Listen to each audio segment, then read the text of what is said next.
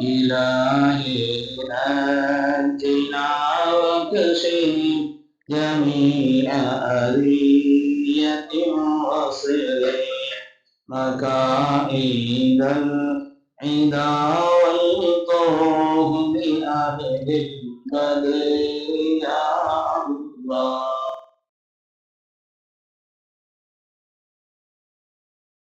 அவர்கள் நமக்கு எப்படி சொல்லி தந்தார்களோ அதே போல்தான் கியாமத்து வரை இந்த ஓதக்கூடிய இந்த ஒரு நிலையையும் அல்லாஹு தாலா நமக்கு ஏற்படுத்தி தந்திருக்கிறார். அருமையானவர்களை, குர்ஆன் ஓதுவதை கேட்டுத்தானே ஹஜ்ரத் சய்யிதுனா உமர் இப்னு கத்தாப் ரலியல்லாஹு அன்ஹு ஈமான் கொண்டார்கள். குர்ஆன் ஓதுவதை கேட்டுத்தானே ஈமான் கொண்டார்கள். குர்ஆன் ஓதுவதை கேட்டு இந்த உலகத்தில் ஏற்பட்ட மாற்றங்கள் கொஞ்சம் நெஞ்சம் அல்ல. சய்யிதுனா ஆமிர் இப்னு துஃபைல் தானுடைய வரலாறை சொல்லி இருக்கிறோம். அதற்கு ஃபுதைல் இப்னு இயாத் ரலியல்லாஹு அன்ஹு அவர்கள் அவருடைய உள்ளத்தில் ஏற்பட்ட மாற்றம் ஒரு ஆயத்து தான். அலம் யகனில் லதீன ஆமனு அன் தக்ஷா குலூபுஹும் லிذிக்ரில்லாஹ். அல்லாஹ்வுடைய திக்ரின் காரணத்தினால் அந்த மனிதருடைய உள்ளத்தில் இறையச்சம் வரக்கூடிய காலம் இன்னுமா வரவில்லை என்ற ஒரு ஆயத்து தான்.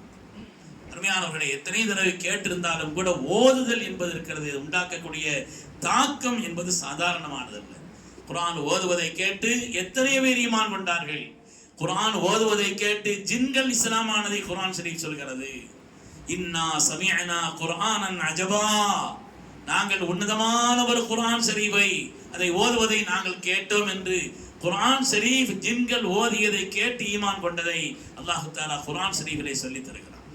குர்ஆனை ஓதுதல் என்பது மனிதனுடைய மனங்களிலே ஒரு சிரிப்பை ஏற்படுத்தி உன்னதத்தை தரக்கூடியதிலே குர்ஆனுடைய ஓதுதல் சாதாரணமானது. அதனால ஒரு ஓதுவதற்கான ஒரு பெரும் பாரம்பரியம் உலகத்தில் தொடர்ந்து கொண்டே இருக்கிறது.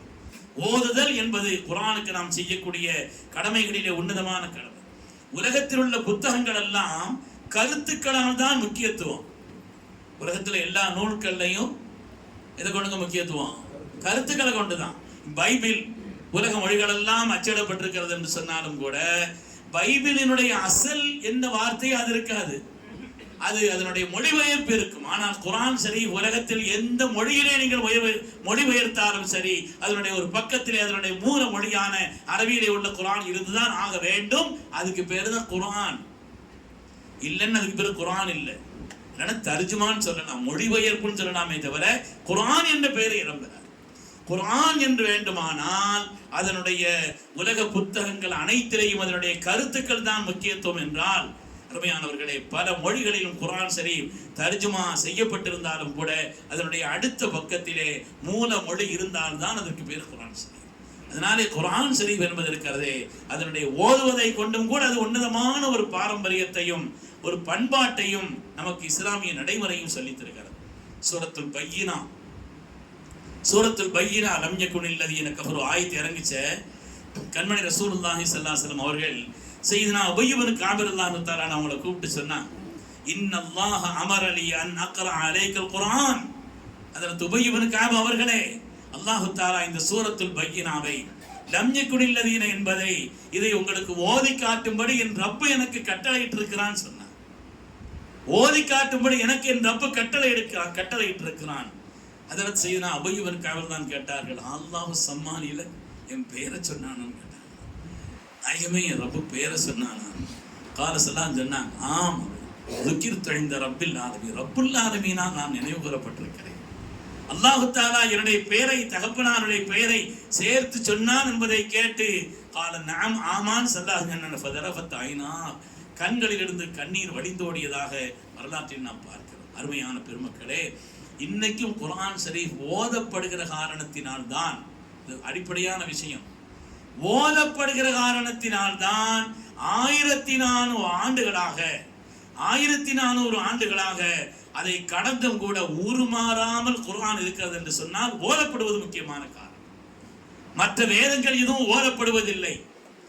ஓதப்படாத காரணத்தினாலே, மற்ற வேதங்கள் ஓதப்படாத காரணத்தினாலே அவர்களுடைய வணக்க வழிபாடுகளிலேயும் கூட அசலிலேயும் மாற்றம் வந்து விட்டது. அல்லாஹ் குர்ஆனிலே சொல்கிறான், ஒரு ஹுபானியத்தனி புத்ததஊஹா மா கதபனா அலைஹிம், துறவரத்தை அவர்கள் புதிதாக உண்டாக்கி கொண்டிருக்கிறார்கள். நாம இதுவரை எந்த வேதத்திலையும் துறவரத்தை சொல்லலையே. நல்லா சொல்ற இதுவரை எந்த வேதத்திலும் துறவரத்தை நீங்கள் கடைபிடிக்க வேண்டும் என்று கட்டளையிடவில்லை, அவர்களுக்கு நாம் சொல்லவில்லை என்று அல்லாஹ் சொல்கிறான். ஆனால் வேதத்தில் சொல்லப்பட்டதாக இவர்கள் சொல்லிக்கொண்டு துறவரத்தை சில மதத்தவர்கள் பின்பற்றுவார் என்று சொன்னால், வேதம் கொடுக்கப்பட்ட அவர்கள் அந்த வேதத்தை ஓதவில்லை. அதனுடைய கருத்துக்கள், அதனுடைய மொழிபெயர்ப்புகள் என்று மாத்திரம்தான் பரவியது அல்லாது ஓதப்படாத காரணத்தினாலே அதனுடைய அசல் சமயத்தினுடைய நடைமுறையும் கூட மாற்றப்பட்டிருக்கிறது. நாம் ஓதுகிற காரணத்தினால் எந்த நிலையிலும் நம்முடைய கருத்துக்கள் மாறுபடவே செய்யாது, நம்முடைய அடிப்படை சித்தாந்தங்கள் முரண்படவே செய்யாது. அருமையானவர்களே, முஸ்லிம்களை பொறுத்தவரையில யாரையும் அல்லாஹ்வுக்கு நிகராக ஆக்குறது இல்லை. அப்படி ஆக்குறவங்க யாரையும், அது யாராக இருந்தாலும் சரி, நம்முடைய பெற்றோர்களோ யாராக இருந்தாலும் சரி, அல்லாஹ்வுக்கு நிகராக யாரையும் ஆக்குறது இல்லை. ஏன்னா நாம் தினந்தோறும் ஓதி கொண்டிருக்கிறோம், வலம் யகுல் லஹு குஃபுவன் அஹத்னு ஓதிக்கிட்டு இருக்கிறோம். அவனுக்கு நிகராக யாரும் எதுவும் இல்லைன்னு சொல்றோம். ஓதப்படுகிற காரணத்தினாலே அருமையானவர்களே, நம்முடைய குர்ஆன் ஷரீஃபினுடைய கருத்துக்களும் கூட நம்மிடத்தில் செயல்பாட்டில் இருக்கிறது என்று பார்க்கிறோம். ஓதுதல் என்பது சுப்ஹானல்லாஹ், அது உண்டாக்கக்கூடிய தாக்கங்கள் சாதாரணமானதல்ல. உலக கால்பந்தாட்ட போட்டியிலே குர்ஆன் ஷரீஃபினுடைய ஒரு ஆயத்தை 2 கால்களும் இல்லாத கானிமுல் மிஃப்தாஹ் ஓதினாலே உலகமெல்லாம் உற்று கவனித்தது, உலகமெல்லாம் அந்த ஆண்ட குர்ஆனுடைய கருத்துக்களை கேட்டதே. சாதாரணமானதல்ல. இந்த கத்தார் நடத்திய உலக கால்பந்தாட்ட போட்டி இருக்குது, அது உலகத்தில் ஏற்படுத்திய ஒரு பெரிய மாற்றம். அதிலேயும் அதை ஓதிய துவக்கி வைத்த அல்லாஹ்வுடைய வேதத்தை கொண்டு அதை துவக்கி வைத்தார். அதிலே இந்த யா அய்யுஹன்னாஸ் இன்னா கலக்னாக்கும் மின் ذكر وأنثى அந்த ஆயத்தை ஓதி துவக்கி வச்சார். 2 கால்களும் இல்லாத இந்த கானிமுல் மிஃப்தாஹினுடைய அந்த ஓதுதல் இனிமையான அந்த கிராத் இருக்கிறதே, அருமையானவர்களை, உலகமெல்லாம் அது பெயர் பெற்றது என்பதை நாம் பார்க்கிறோம். சையதுனா ரசூலுல்லாஹி ஸல்லல்லாஹு அலைஹி வஸல்லம் அவர்கள் சஹாபாக்கள்ல பல பேர் 4 பேர் குர்ஆன் ஓதுறதை கேட்டா அப்படி கேட்டுக்கங்கன்னு சொன்னாங்க. 4 பேர் இடத்துல இந்த குர்ஆன் ஓதுவதை கற்றுக்கொள்ளுங்கன்னு சொன்னாங்க. சையதுனா உபய் இப்னு கஅப் ரலியல்லாஹு தஆலா அவர்கள், ஹஜ்ரத் அபூ மூஸா அஷ்அரி ரலியல்லாஹு தஆலா, ஹஜ்ரத் சாலி மௌலா அபி ஹுதைஃபா ரலியல்லாஹு அன்ஹு, ஹஜ்ரத் முஆத் இப்னு ஜபல் ரலியல்லாஹு தஆலா, அவங்க குர்ஆன் ஓதுவதை அவர்கள் சொல்வதை நீங்கள் கேட்டுக்கொள்ளுங்கள், அவர்கள் சொல்வதை போல் ஓதுங்கள்னு சொன்னாங்க. இதுல ஹஜ்ரத் சையதுனா அபூ மூஸா அஷ்அரி ரலியல்லாஹு இருக்கிறாங்க. ஒரு நாள் அவங்க வீட்டில் அவங்க அந்த குர்ஆன் ஓதிக்கிட்டு இருந்தாங்க. ஸல்லல்லாஹு அலைஹி வஸல்லம் அந்த இனிமையில் அப்படியே நின்றுட்டாங்க. குர்ஆன் ஓதக்கூடிய அந்த இனிமையில் அப்படியே நின்றுட்டாங்க. நின்றுட்டு அதுக்கு பிறகு ஸல்லல்லாஹு அலைஹி வஸல்லம் ஹஜ்ரத் சையதுனா அபூ மூஸா அஷ்அரி ரலியல்லாஹு தஆலா சொன்னார், அல்லாஹ் தஆலா தாவூத் அலைஹிஸ்ஸலாமினுடைய அந்த இனிமையான குரல் வளத்தை அல்லாஹ் உங்களுக்கு கொடுத்திருக்கிறான்னு சொன்னார். நீங்கள் ஓதுவதை கேட்டேன்னு சொன்னாங்க. நாயமே தாங்க நின்னீங்கன்னு தெரிஞ்சிருந்தா நான் இன்னும் கொஞ்சம் கவனமா ஓதிருப்பேன்னு சொன்னாங்க. தாவூத் அலைஹிஸ்ஸலாமுடைய அந்த இனிமையான குரல், இந்த இனிமையான குரல் வளத்தை அல்லாஹ் தஆலா உங்களுக்கு தந்திருக்கிறான் என்று கண்மணி ரசூலுல்லாஹி ஸல்லல்லாஹு அலைஹி வஸல்லம் ஓதுவதையும் அதில் இருந்த இனிமையும் பாராட்டினார் என்று பார்க்கிறோம். அருமையானவர்களே, இன்றும் அந்த பாரம்பரியம் தொடர்கிறது. ஓத வேண்டும். பிள்ளைகளுக்கு குர்ஆன் முதல்ல ஓத கற்றுக் கொடுங்கன்னு சொன்னாங்க.